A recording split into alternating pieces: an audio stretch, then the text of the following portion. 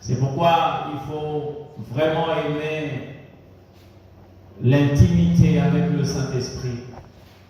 Il faut vraiment aimer d'être en relation avec le Créateur. Nous sommes plus que le poisson dans l'eau lorsque nous sommes dans la présence de Dieu. Il est vrai que le poisson a pour monde les eaux, mais lorsque nous sommes dans la présence de Dieu, nous sommes plus qu'un poisson qu'on plonge dans l'eau. De marcher et de comprendre la raison de notre existence. L'œuvre du Saint-Esprit dans l'homme. L'œuvre du Saint-Esprit dans l'homme. Curieusement, aujourd'hui, il y a une technique satanique qui est en train de vouloir sortir le Christ de son Église. Qu'est-ce que je dis? C'est-à-dire qu'on est en train de centrer les enseignements, la prédication, sur des choses que l'homme peut chercher en tant qu'un être humain, sans pour autant que nous puissions savoir que la raison du ministère de l'Église, c'est pour ramener Dieu dans le cœur des hommes. Amen. C'est ça ce qu'on dit premièrement. Ramener Dieu dans le cœur des hommes. Allez, en ce qui concerne la relation entre l'homme et Dieu, Dieu doit être au centre. Et dans l'œuvre, c'est le Christ qui est le centre de toutes choses. Je me souviens encore de cette parole lorsqu'il dit « Sans moi, vous ne pouvez rien faire ». C'est-à-dire, sans Jésus, même avec je sais pas, toute l'économie du monde, vous ne pouvez rien faire. Sans Jésus, même si vous avez toutes les relations du monde, être contacté par tous ces grands hommes à travers le monde, vous n'êtes rien. Alléluia. C'est pourquoi nous parlons de ce thème, l'œuvre du Saint-Esprit dans l'homme. Et nous sommes en train d'effectuer ces grands voyages où nous voyons premièrement comment est-ce que le Saint-Esprit, dans son œuvre, est présenté par Ésaïe. C'est comme ça que nous avons intitulé le premier sous-thème, comme vu par le prophète Ésaïe. Pour ceux qui sont assidus au temple et qui suivent chaque jour les enseignements, qui ne brisent pas la chaîne d'enseignement, savent très bien que nous sommes en train de parler de la manière dont le Saint-Esprit est présenté par le prophète Ésaïe, dans l'œuvre qu'il a accomplie dans la vie d'une personne. Et rapidement, nous allons lire ces mêmes textes de la Bible, Ésaïe chapitre 61. Nous sommes au verset 1. Ésaïe chapitre 61, le verset 1. Si nous sommes tous là, nous allons lire la parole du Seigneur. Nous rendons grâce à Dieu. L'Esprit du Seigneur l'Éternel est sur moi, car l'Éternel m'a oint pour porter des bonnes nouvelles aux pauvres ou aux malheureux. Il m'a envoyé pour guérir ceux qui ont le cœur brisé, pour proclamer aux captifs la liberté et aux prisonniers la délivrance. Quelqu'un dit Amen. Que l'Éternel Dieu nous bénisse. Bien-aimés, j'aimerais ici que chacun de nous puisse ressentir le besoin d'avoir le Saint-Esprit avec lui. Je ne dirais pas que l'Esprit est important, mais l'Esprit est indispensable. Amen. Jésus lui-même a demandé à ses disciples, ce qu'il a dit à Paul, à Pierre, à tous ses disciples qui nous ont précédés, il le dit aujourd'hui à nous. Malgré qu'il était disposé à aller prêcher la bonne nouvelle, à faire de Jésus leur modèle, mais Jésus leur dit, ne vous éloignez pas de Jérusalem avant que l'Esprit vienne sur vous. Amen.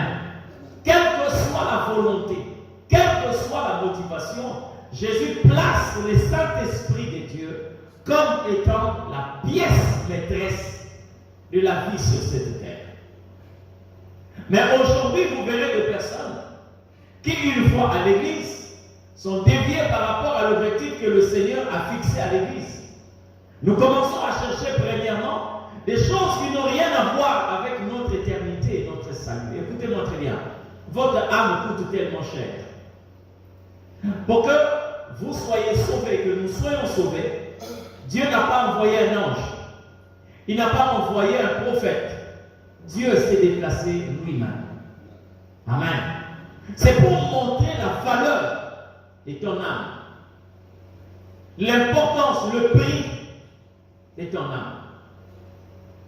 Alors nous devons retenir ce que le Seigneur est en train de nous transmettre par rapport à la place de l'Esprit, son œuvre dans l'homme. Je vais vous ramener au commencement pour vous faire savoir. Déjà, un message avait été révélé par le Seigneur lui-même concernant la place de l'Esprit dans l'homme. Dieu a créé Adam. Il avait tout, mais sauf l'Esprit de Dieu. Et vous savez à quoi il ressemblait? La Bible dit Dieu créa l'homme de la poussière de la terre. Mais l'homme était inerte. Il n'était pas différent d'une statue. Il n'était pas différent d'un monument. Mais la Bible dit l'Éternel souffla dans ses narines l'Esprit de Dieu. Et l'homme devint une âme vivante. C'est-à-dire tout homme sans l'Esprit de Dieu, c'est un cadavre qui se promène. Tout homme sans l'Esprit de Dieu est un ministre qui jouit de certains privilèges, mais qui en réalité n'a pas de vie. Une personne sans le Saint-Esprit, c'est la femme d'une autorité, mais qui n'a pas de vie sans le Saint-Esprit. Déjà par là, le Seigneur est en train de montrer la place de l'Esprit dans l'homme.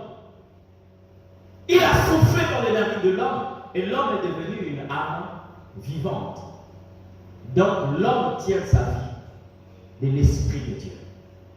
Alors lorsque vous vous séparez de l'Esprit, vous pouvez déjà deviner qui est-ce que vous allez devenir.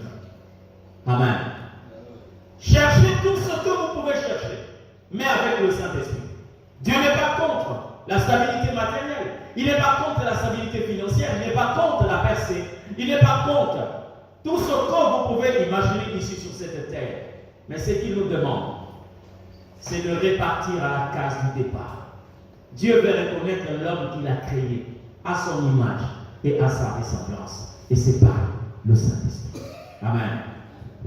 Ce texte de la Bible nous parle de Jésus, premièrement, mais aussi d'une autre race qui existe de par le Christ. J'ai parlé de ça ici le mercredi et le vendredi. Aujourd'hui, on est en train de nous parler sur les 4 races, bien que cela ne soit pas vrai. Oui, cela ne soit pas vrai. Tel que vous me voyez là, moi je ne suis pas noir. Vous êtes d'accord avec moi? Regardez la couleur noire est là. Est-ce que vous avez déjà vu quelqu'un qui est noir comme ça? Comme le charbon? Mais on vous parle sur la couleur noire. Est-ce que vous avez déjà vu quelqu'un qui est blanc comme ça? Mais c'est ça la couleur blanche. Est-ce que vous avez déjà vu quelqu'un qui est jaune? Mais on vous parle de la couleur, la race jaune. Est-ce que vous avez déjà vu quelqu'un de rouge? Les Indiens font partie de la race rouge. Mais qu'est-ce que le tienne? Bon, adoptons ces langages-là, les 4 races qui existent. Mais nous avons une 5e race qu'on appelle la race des élus. Cette race n'est pas connue par rapport à une apparence extérieure, c'est-à-dire la couleur de la peau, mais cette race est connue par la manifestation de l'esprit. La 5e race, elle est née de Christ. Amen. Animée par le Saint-Esprit, et elle tient sa vie et son existence par le Saint-Esprit. La 5e race, la race des élus. Mais lorsque le Seigneur est en train de parler ici au travers du prophète Isaïe, il annonce que l'Esprit du Seigneur l'Éternel est sur moi. Là, on est en train de parler de Jésus-Christ, homme qui reçoit l'Esprit de Dieu. Et nous savons ce qui va se passer après que Jésus ait reçu l'Esprit de Dieu.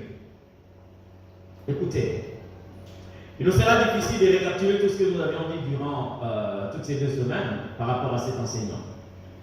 Mais quand il dit « Car l'Esprit, le Seigneur m'a oint », je l'ai déjà expliqué, le mot oint signifie Christ. Le Christ signifie le oint. Donc, lorsque nous parlons à propos de cette définition, l'acte que l'Esprit pose sur le Christ, nous voyons qu'il n'y a pas qu'un seul Christ. Même moi, par l'onction de Dieu, je suis appelé le Christ. Christ signifie le oint. C'est comme ça qu'on est en train d'appeler Jésus-Christ, qui signifie Jésus le roi. Il est différent de tous les Jésus qu'on a connus, parce que Jésus n'est pas le premier à porter le nom de Jésus dans la Bible. Il y a eu des Jésus dans la Bible. D'accord? Même lorsque vous voyez le nom de Josué, c'est le nom de Jésus. Jésus, c'est seulement la forme française de ces noms-là. D'accord? C'est comme ça que vous voyez certains qui disent que voilà, il faut dire Yehoshua. Non. En français, ça a donné Jésus. Amen. Le salut de l'Éternel. Vous entendez, on vous parle de Bar-Jésus dans la Bible. Donc il y a eu des Jésus. Mais sauf que celui-là est exceptionnel parce qu'on l'appelait Jésus-Christ. Jésus le roi. Il a été différent de tout ce qu'on a connu dans la Bible. Non seulement de par sa forme, mais plutôt par sa naissance, parce que Dieu n'a pas eu besoin d'un homme et d'une femme pour avoir le Christ. Nous connaissons comment Jésus a été introduit dans le monde. Mais il est en train de parler de ce qu'il a accompli comme mission. L'Esprit du Seigneur l'Éternel est sur moi. L'Éternel m'a oint. Bien-aimé dans le Seigneur, écoutez-moi très bien. Lorsque vous avez la chair donne naissance à un être humain, comme un homme et une femme. C'est-à-dire pour avoir un homme comme moi, Dieu a eu besoin de mon père et de ma mère. Et la chair a donné naissance à un être. L'intelligence peut donner naissance à un ingénieur, à un juriste, à un entrepreneur. C'est l'intelligence. Mais l'esprit donne naissance à un envoyé. C'est pourquoi vous vous rendez compte qu'on ne peut pas séparer l'onction et la mission. Il est difficile de séparer, voire impossible de séparer l'onction et la mission. Or, lorsque je parle de l'onction, plusieurs personnes croient que c'est une affaire seulement de pastoral. Ceux qui sont pasteurs ont besoin de l'onction. C'est vrai. Mais lorsqu'on parle de l'onction, ça ne concerne pas tout le monde. Ça ne concerne que les pasteurs. Est-ce que toi qui es assis, tu n'as pas besoin de l'onction? Si. Partout là où il y a une mission de Dieu, il y a un besoin présent de l'onction.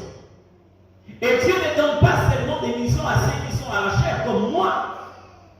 Dieu donne aussi des missions à ceux qui sont même dans des domaines autres que le pastoral.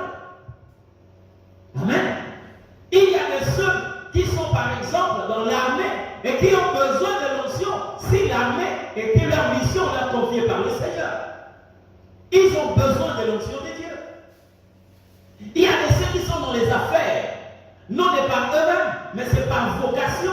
Ils ont besoin de l'onction de Dieu. Même dans le mariage, on trouve une mission. Pourquoi est-ce que Dieu peut mettre un homme et une femme?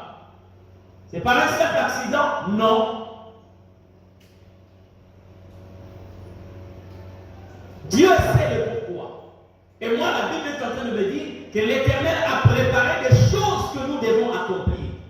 Donc Dieu connaissait le nombre que je devais avoir des enfants. D'accord? Et il a tout planifié. Et chaque personne sur cette terre a une mission de la part du Seigneur. À moins que vous soyez une race qui ne sont pas de Dieu. Amen. Même si vous êtes là pour accomplir une mauvaise prophétie, sachez-le bien que vous avez besoin d'une onction qui vous permet de faire ça. Ne vous en faites pas. Vous savez, bien aimés, lorsque la Bible dit il y aura de faux prophètes, il y aura de faux enseignants, il y aura de ceux qui vont opérer de faux miracles. Vous savez qu'il y a des gens qui sont appelés pour accomplir cette prophétie-là. Hein? Là où le Seigneur dit laissez l'ivraie et le blé croître ensemble. Il y a de ceux qui vont travailler de manière à accomplir la prophétie, mais une mauvaise prophétie, bien sûr. Ils ont aussi besoin d'une onction. Mais quelle onction? Quelle onction? Regardez dans la parabole de 10 vierges. Vous allez vous rendre compte Le 5 avait de l'huile qu'on n'avait pas acheté. Mais les 5 autres étaient capables d'aller acheter de l'huile, chose qui ne peut pas être comparée à l'onction du Saint-Esprit. Mais elles avaient de l'huile. Ok? Lorsqu'elles se sont réveillées, voici l'époux allait à sa rencontre. Les 5 ont apprêté leurs lampes et leurs réserves d'huile. Et quand les 5 autres sont arrivés pour dire, donnez-nous de votre huile, et elles ont dit, on n'en aura pas assez. Allez-y acheter. Amen. Allez-y en acheter. Elles sont allées acheter. Et la Bible dit, quand elles sont revenues, c'est-à-dire, elles ont trouvé quelque part là où acheter de l'huile. L'huile qui faisait de sorte qu'elle puisse avoir la qualité de folle. Parce qu'on parle de 5 vierges et 5 sages et 5 folles. Alors, lorsqu'on parle de la sagesse, nous voyons là une qualité qui vient de Dieu. Mais quand on parle de la folie, qu'est derrière ça? Elles sont allées acheter de l'huile auprès de qui? Je vous assure qu'il y a des gens qui ont besoin de l'onction, oui, mais qui ne vient pas de l'Esprit de Dieu. Et nous le voyons dans le monde. Mais ici, nous sommes en train de parler, nous adresser à ceux qui ont besoin de l'onction du Saint-Esprit. Alléluia. J'ai dit, il est difficile de séparer mission et onction. Impossible de le faire. Parce que chaque personne appelée par Dieu, vous avez besoin de son onction pour accomplir ce qu'il vous a demandé d'accomplir. Et s'il faut définir l'onction par rapport à ce contexte, l'onction en réalité, c'est une capacité qu'on trouve dans la mission qui vous permet de réaliser ce que le Seigneur attend de vous. Est-ce qu'il peut y avoir quelqu'un qui a une mission de Dieu sans onction? C'est une scène qu'il ne faut jamais imaginer. Amen. Un scénario qu'il ne faut jamais vous mettre dans la tête. Vous serez dans une difficulté pas possible. Que ni l'intelligence, ni le secours des hommes, ni, je ne sais pas, un apport extérieur ne peut résoudre ces problèmes-là. C'est comme un véhicule qui n'a pas de carburant et dont le moteur n'a pas d'huile. Vous pouvez imaginer ce qui peut arriver? Amen. Le véhicule sera là. Quelle que soit la beauté de ce véhicule, mais le véhicule ne pourra rien faire. C'est ce qui arrive lorsque vous avez une mission de Dieu et que vous n'avez pas son onction. Même si on peut mettre un tel véhicule sur la chaussée, mais bien aimé, il est possible que vous puissiez voir quelqu'un fatigué et transpirer à grosses gouttes, tout simplement parce qu'il aura la possibilité seulement de pousser ce véhicule par la force physique. Amen. C'est pourquoi vous avez intérêt, et nous avons intérêt à rechercher l'onction du Saint-Esprit. Mais là où je trouve très intéressant, c'est que l'onction de l'Esprit ne peut jamais être reçue sans l'Esprit de Dieu. C'est-à-dire, si vous voulez l'onction du Saint-Esprit, la première démarche à faire, c'est de chercher une relation avec le Saint-Esprit. Donc tous ceux-là qui ont l'onction de Dieu sont d'office en relation avec le Saint-Esprit. Vous ne pouvez pas demander à quelqu'un de nouer une relation lorsque vous retrouvez déjà l'onction du Saint-Esprit dans cette personne. Parce que l'Esprit ne donne pas l'onction comme de la pluie. La pluie descend n'importe où. La pluie tombe n'importe où, même sur une poubelle. Vous allez voir la pluie arroser même une décharge publique. Mais l'onction ne tombe que sur des personnes qui ont une relation avec le Saint-Esprit. C'est comme ça que je dis le vendredi, Dieu n'a pas d'onction à gaspiller. Amen. Dieu n'a pas d'onction à gaspiller. Si vous voyez, même l'onction de Dieu descendre à terre, c'est que quelque part la terre doit faire quelque chose pour Dieu. Lorsque vous voyez l'onction de Dieu répandre, c'est-à-dire déborder dans la vie d'une personne et toucher quelque part, sachez-le bien que là où l'onction est arrivée là, il y a quelque chose que cet endroit-là doit faire pour le Seigneur.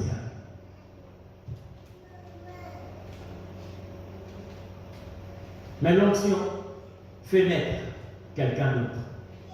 Lorsque je parle ici, Les trois manières d'exister. Premièrement, j'ai parlé de la naissance physique. Vous avez la possibilité d'être un homme ou une femme, si Dieu le choisit, comme tel. Mais aussi, vous pouvez aussi devenir quelqu'un dans la société parce que vous avez étudié. Mais lorsque l'onction intervient dans votre vie, il y a la naissance d'une autre personne. J'aimerais que vous puissiez comprendre autrement ce texte de la Bible qui dit « Si je vis, ce n'est plus moi qui vis, mais c'est le Christ qui vit en moi. » Ne regardez pas seulement le Christ comme Jésus, mais il y a aussi l'aspect oint, c'est-à-dire lorsque l'onction vient dans la vie d'une personne, il y a des choses qui doivent être brisées pour laisser la manifestation de celui que Dieu a voulu qui se manifeste. Amen. Regardez dans la vie de Moïse, vous trouverez d'un côté un assassin et de l'autre côté un criminel. Qu'est-ce que je dis? D'un côté un criminel, un assassin, et de l'autre côté un libérateur. Mais c'est la même personne. Vous verrez dans la vie de Jacob, cette fois-ci, il y a un côté un voleur, un supplanteur, et de l'autre côté un vainqueur. Qu'est-ce qui fait ça? L'onction de Dieu. Avant que Moïse ne rencontre Dieu, il est accusé d'être criminel parce qu'il a tué un Égyptien. Et pourtant, Moïse avait la vocation de libérer le peuple d'Israël. Mais comment il est arrivé à mettre la main sur un Égyptien et le tuer? Est-ce que c'est de cette façon que Dieu l'avait mandaté? Non. Vous pouvez avoir la peine.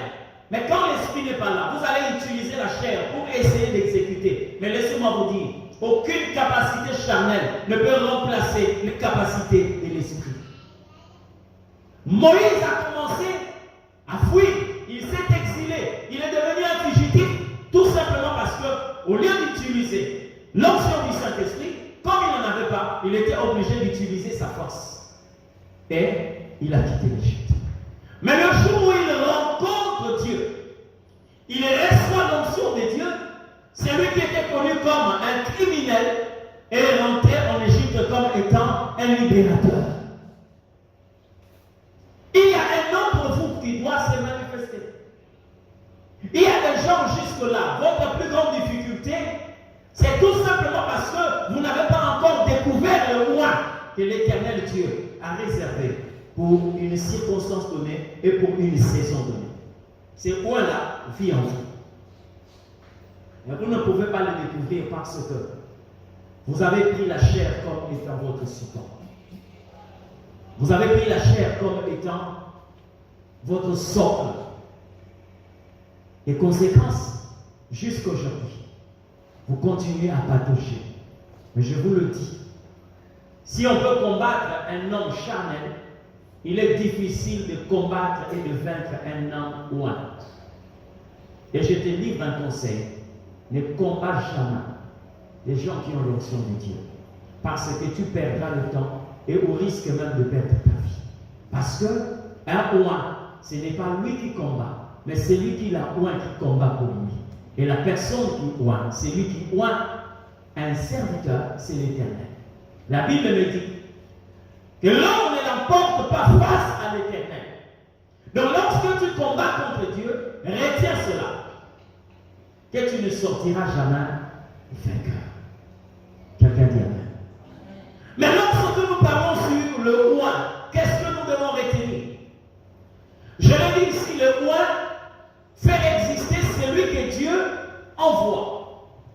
Mais je veux que nous puissions parler sur le verbe qui est conjugué ici. Le Seigneur m'a oint pour porter. D'accord? Lorsque on dit porter, ça veut dire que le roi est un porteur. Mais pour le porteur, il doit savoir, d'abord, il a la conscience d'être un porteur. Deux, il doit avoir la connaissance de ce qu'il est en train de porter. Est-ce que vous savez que l'onction vous donne une identité? Lorsque je parle de l'onction, plusieurs personnes, quelquefois, courent derrière parce qu'on voit seulement la possibilité de prier pour les malades, que les malades soient guéris, la possibilité de prier pour les gens, que les gens commencent à tomber, que les morts ressuscitent. Oui, c'est bien, mais écoutez-moi très bien. L'onction ne commence pas d'abord dans la vie des autres, sans pour autant que l'onction commence d'abord en toi-même. Jésus l'a dit, l'Esprit du Seigneur est sur moi. Le véritable homme au moins, vous allez le connaître d'abord par l'œuvre de l'Esprit dans sa propre vie. Plusieurs personnes aujourd'hui veulent impacter d'autres vies sans pour autant qu'ils soient eux-mêmes impactés par cet esprit-là qu'ils croient recevoir. Amen. Le Saint-Esprit ne travaille pas comme ça. Travaille pas comme ça. Il commence d'abord par toi-même, le récipiendaire. Il commence d'abord par la personne concernée. Avant qu'il touche d'autres vies, il commencera d'abord par toucher ta propre vie. C'est pourquoi Dieu ne peut pas commencer à te montrer des choses concernant les autres sans qu'il commence par te montrer toi-même. Parce que pour que tu aies une bonne vision sur les autres, tu dois avoir une bonne vision sur toi-même. C'est comme ça que Paul dit à son fils Timothée. Veille sur toi-même et veille sur ton enseignement. Donc je dois d'abord veiller sur moi. Et après, je veille sur ce que j'enseigne. Parce que en voulant enseigner aux autres, je peux aussi perdre ma propre vie, mais dans l'objectif de vouloir sauver les autres. Est-ce qu'il est possible qu'un aveugle puisse orienter ceux qui voient? Est-ce qu'il est possible qu'un aveugle oriente les aveugles? Non. Mais il faut que ceux qui le font puissent au moins être des bornes. N'est-ce pas? Si je ne fuis qu'un seul œil, je peux orienter les aveugles. Mais si moi-même je suis un aveugle, il est pratiquement impossible que j'oriente d'autres aveugles parce que nous allons nous retrouver tous dans le puits.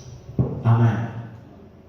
Le Christ, le roi, l'onction commence d'abord par toi. Je me plains de gens qui prennent le temps et prient pour que le Seigneur Dieu leur accorde une puissance de manière à sauver les autres. Est-ce que toi-même tu es sauvé? Amen. Lorsque l'Esprit vient dans la vie d'une personne et te donne l'onction, laisse-moi te dire, tu n'as pas la possibilité d'orienter l'onction de Dieu, mais c'est plutôt l'onction qui va t'orienter. C'est l'onction qui te conduit et non le contraire. Mais aujourd'hui, certains sont en train de considérer l'onction comme étant un outil de travail qui peuvent trimballer n'importe où, qui peuvent mettre dans le sac et mettre, je ne sais pas, sur l'armoire, je ne sais pas où. Non, non, non. L'onction va te conduire. Et je t'assure que l'onction n'agit que là où Dieu a ses intérêts. L'onction n'opère que là où Dieu l'avait dirigé. Vous comprenez ce que je dis? L'onction n'agit pas selon la pensée humaine. Parce que l'onction ne respecte pas l'homme, mais l'onction respecte celui qui l'a versé sur l'homme. Le Saint-Esprit. Dans tout ce que tu fais, tu as besoin de l'onction de Dieu. Je vais vous parler de quelques personnes qui ont utilisé l'onction de Dieu sans pour autant être devant une chaire ou à l'église. Vous êtes d'accord avec moi? Oui. Est-ce que vous savez que Esther a utilisé l'onction pour le mariage? Elle était pasteur? Est-ce que Esther était pasteur? Mais l'onction a orienté Esther jusqu'à récupérer le foyer. Est-ce qu'elle a prié pour un malade? Non. Vous voyez là-haut les différents domaines où l'onction peut travailler. L'onction peut faire de sorte que votre mari puisse revenir sur le droit chemin. L'onction de Dieu. Ce n'est pas seulement pour les pasteurs, ce n'est pas seulement à l'église ici, non. Vous regarderez la vie de David, vous allez vous rendre compte jusqu'où l'onction peut travailler. Qu'est-ce qui se passe avec David? Avant que je ne parle de David, permettez-moi de vous parler de Joseph. Joseph a utilisé l'onction tout en étant domestique. N'est-ce pas? Domestique et gestionnaire des biens de Potiphar, son maître. Mais pourquoi la Bible dit que tout ce qui touchait allait de l'avant? Tout ce qui touchait progressait. C'est ça en fait l'onction des dieux. Le fait de dire que Dieu était avec lui, ça s'est fait voir par les impacts, ses empreintes dans tout ce qu'il fait. Il y a la réussite. Mais il n'était pas dans une église en train de prêcher. Domestique et gestionnaire de biens de Potiphar, son maître. Mais tout progressait. Amen.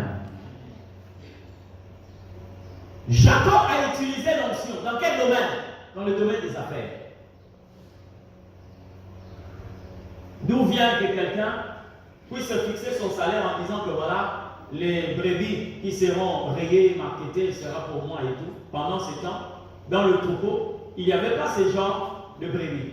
Mais la Bible dit que Jacob avait pris les tiges et avait placé dans la prévoire. Et lorsque un animal venait, c'est-à-dire un animal du troupeau bien sûr, soit une brebis ou encore un bélier qui venait, ça brebis, le fait de regarder ces tiges, ils avaient des petits qui avaient cette ressemblance-là. Une telle intelligence ne peut pas venir de la science si ce n'est de l'onction de Dieu. Mais c'était dans le domaine des affaires. Amen. On n'a pas seulement besoin de l'onction à l'intercession. Prier pour chasser les démons. Non. Regardez la vie de David. Qu'est-ce qui s'est passé? Il a reçu l'onction de Dieu. Et par la suite, David va aller combattre contre Goliath. C'est là où maintenant l'onction intervient dans la prière. Parce que chaque personne a un Goliath de sa vie. Et David a renversé Goliath. Ce n'est pas l'onction de Dieu. Mais ça ne s'arrête pas là. Et vous savez que David est venu d'une famille pauvre. Son père n'était qu'un paysan. Mais regardez là où l'onction peut travailler. Lorsque David arrive sur le champ de bataille, il pose la question, qu'est-ce qui se passe? On lui dit, c'est un Philistin qui est en train de terrasser tout le peuple d'Israël. Toute l'armée ici, en commençant par le roi. Il pose la question, qu'est-ce qu'on donnera à celui qui va tuer ces Philistins? La réponse était quoi? Sa famille sera élevée en Israël. Vous voyez là où l'onction peut conduire une famille? L'onction de Dieu peut faire de sorte qu'une famille qui était dans le gouffre puisse atteindre la surface et émerger. L'onction de Dieu. Ce que toi tu négliges là. Toi tu crois seulement que c'est pour les pasteurs. Or aujourd'hui, bien aimé, nous avons ici beaucoup de familles qui ont un nom parce qu'ils ont un expert voleur dans un domaine quelconque. Il est connu par les détournements, les délits publics. Donc si vous voyez aujourd'hui sa famille en train de se pavaner à gauche et à droite, c'est par rapport à son expérience en tant qu'un voleur. Mais où sont ceux-là qui ont donné des noms à leur famille à cause de l'onction? Comment est-ce que vous connaissez Osborne? Comment on a connu Adi Navarre ici? Amen. Mais ce n'est pas parce qu'il était un homme d'affaires. Comment se connaît Tilly Jackson, Billy Graham, de Vernon, pour en citer tous ces noms? Comment? Mais c'est pas l'onction de Dieu. Tu te bats, oui. Mais ne sois pas comparable à ceux-là qui ont donné des identités ou des titres, des griffes à leur famille à cause du détournement, du vol et de la criminalité. Nous savons ce que Dieu a disposé pour nous, pour que nous puissions émerger, percer dans la vie. C'est l'onction de Dieu. Là où tu peux aller commencer à toucher, par exemple, au fétiche, mais il y a l'onction de Dieu là. Tous ces hommes dans la Bible est en train de parler ici. Des David, des Samuel, d'Élie. Ils sont connus comment? Mais c'est par le moyen de l'onction de Dieu.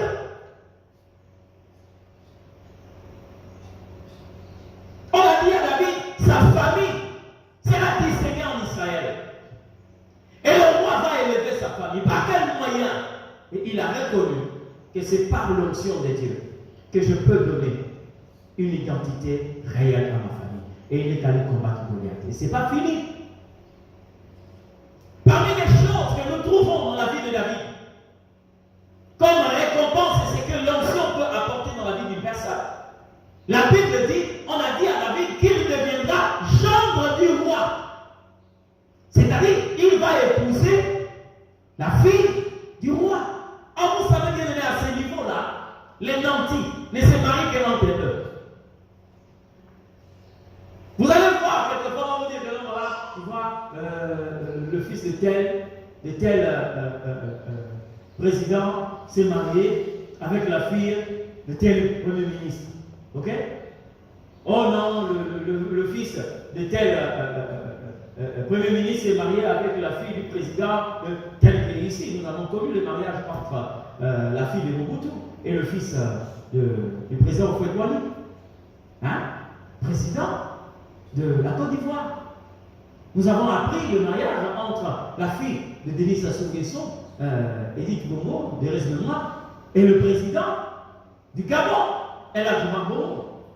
Ces gens-là, quelquefois, ne se marient qu'entre eux. Mais d'où vient que quelqu'un comme David, le fils d'un paysan, puisse percer dans la cour royale, entrer dans la famille du roi? Comment? Par le moyen de l'onction.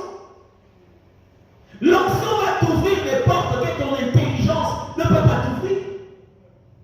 L'onction va te placer à un endroit que même tes potentialités humaines ne peuvent pas te donner accès. C'est parce que vous êtes là en train de négliger ce que Dieu a mis à votre portée pour que vous puissiez vous retrouver là où même la famille ne peut pas vous placer. L'onction de Dieu. Et c'est pas fini. Non seulement l'onction a fait entrer David dans la cour royale, mais l'onction a fait entrer David dans le palais royal. Parce que pendant que Saoul était en train de faire ses crises, même on cherchait celui qui pouvait avoir l'onction pour soulager le roi. Et on a dit, nous connaissons un fils de Jessé, il chante bien. Mais bien aimé. Vous savez, quand l'onction commence à agir dans votre vie, l'onction peut améliorer même votre beauté. L'onction peut faire des choses. C'est-à-dire que l'onction, c'est comme la publicité de tout ce que vous avez de précieux. Amen. Comment possible un homme comme David, il n'a jamais combattu.